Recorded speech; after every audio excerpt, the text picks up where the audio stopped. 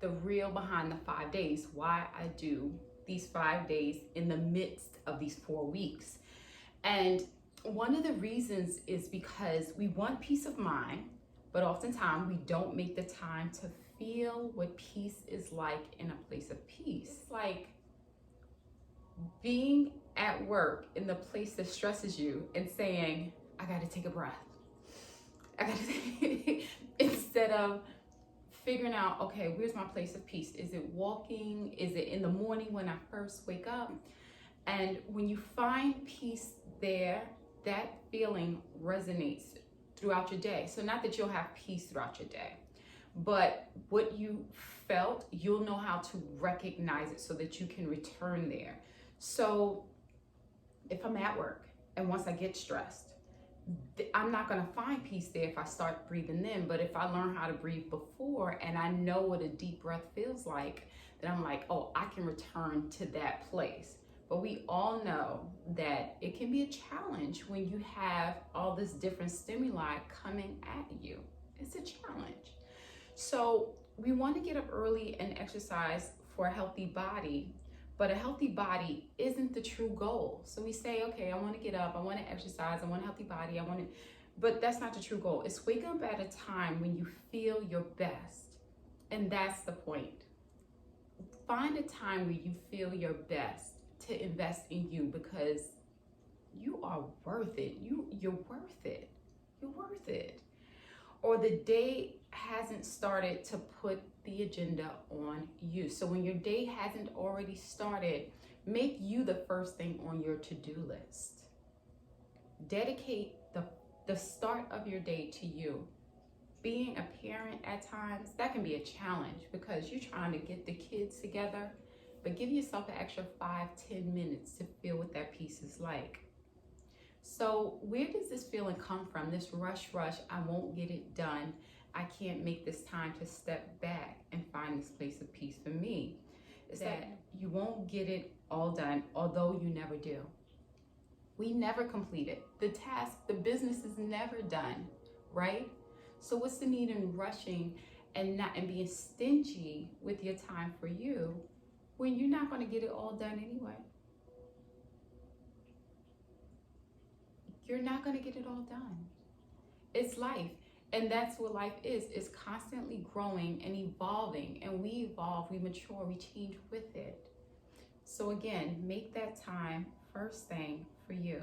So let's go into Commanding Your Morning with Cindy Trimm. So today, it's follow the example of Jesus. And it's at daybreak, Jesus went out to a solitary place. And now it's in Luke 4:42. So Jesus, in whom God said he was well pleased, habitually rose early to pray. Now in the morning, having risen a long while before daylight, he went out and departed to a solitary place. And there he prayed. If the Lord Jesus Christ had to rise early to pray, how much more should we begin our day in prayer? So this passage is not about religion. It's about dedicating your morning to peace. Dedicating that first part of your morning to God. For those that believe the universe and the universe is within us and it's that place of peace, dedicating the start of your day to your peace. And let's go into our meditation. So you can start out with your left heel in, your right leg in front, or you can just lie out flat, whatever gives you the most peace. Arms, we're going to twirl our wrists, just twist them out and bring them back in. And this really starts to draw energy into the body and helps you release that stuff that you're holding on to that you just don't need. Here we go. All right, take it out to the side. And even in this, if you're focusing on your hand movement and you start to slow them down, you begin to realize that your focus becomes the body. Take it out one more time. Your focus becomes your body and what your body is doing at this time. Focus on your arm movement and bring it back in. Now, sitting in your meditation pose, I bring my pointer finger and my thumb together. First, just find a still, comfortable place.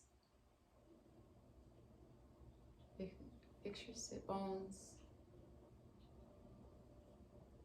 Roll your shoulders away from your ears. Really start to feel whatever is beneath you. Surrender to that place.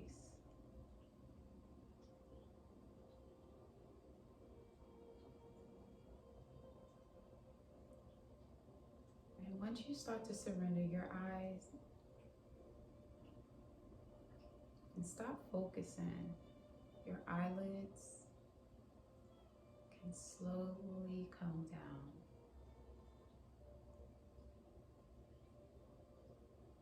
Now you're in this place where you have surrendered to the object that's holding you up.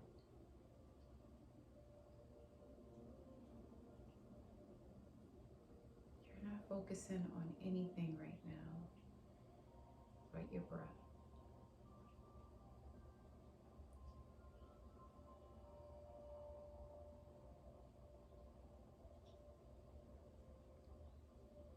Now let's start by breathing from the pelvis to the navel. Hold. From the navel to the top of the rib cage. From the top of the rib cage to the clavicle.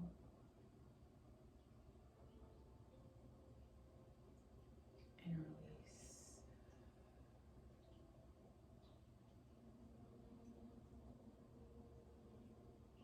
Again.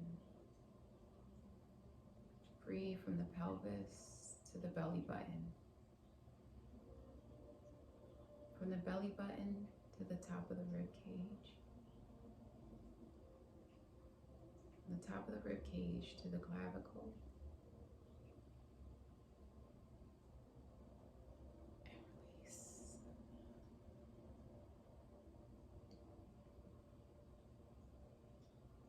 Continue to breathe. Soften the area between the brows. Let your jaw just fall open.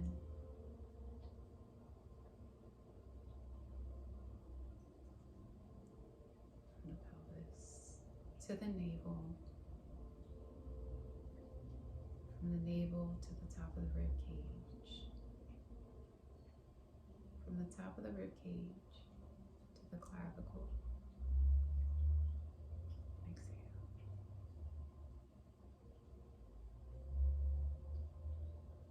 Continue to find your breathing and the depths of your breath. And I'll read off a few affirmations. Father, I long to become more like Jesus.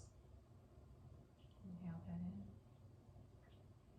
I want to reflect his character and walk in the strength of his power.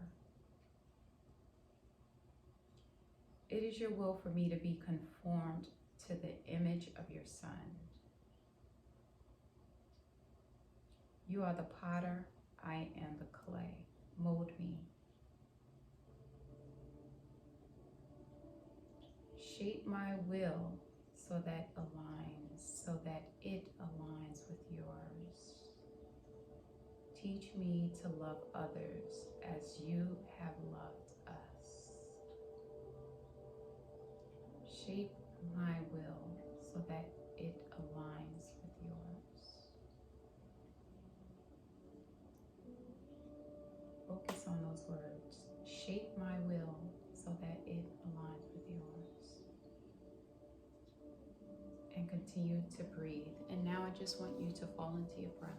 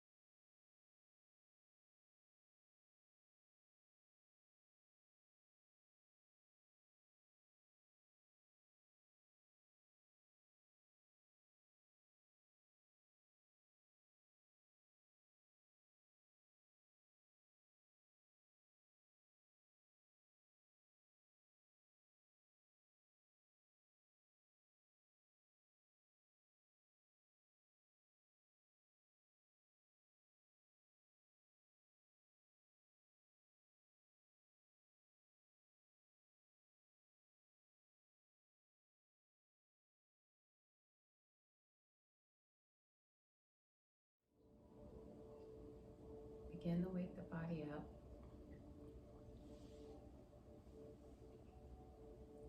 Wiggle your fingers. Wiggle your toes. Take in that breath of life.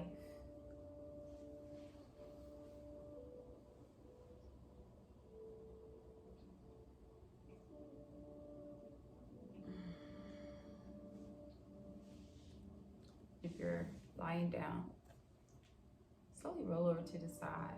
Push yourself up. I think our generation, when we hear the words, be like Jesus, sometimes we crave more, right? I just want to make sure I'm not muted.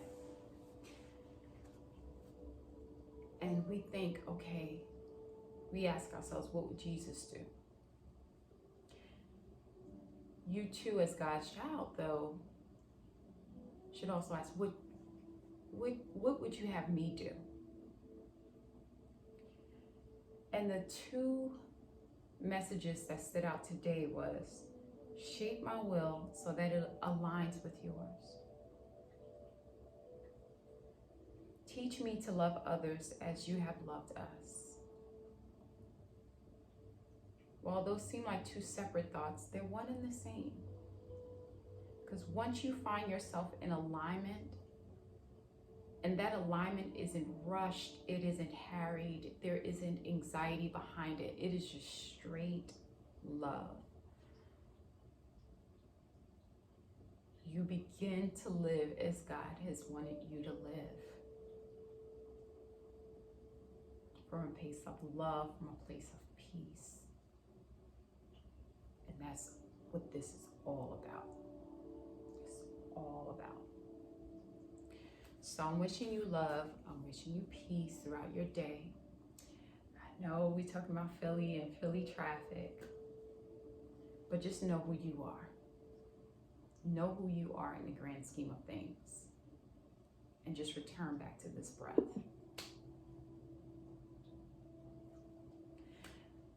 That's all I have for you today. The light within me salutes the light within you.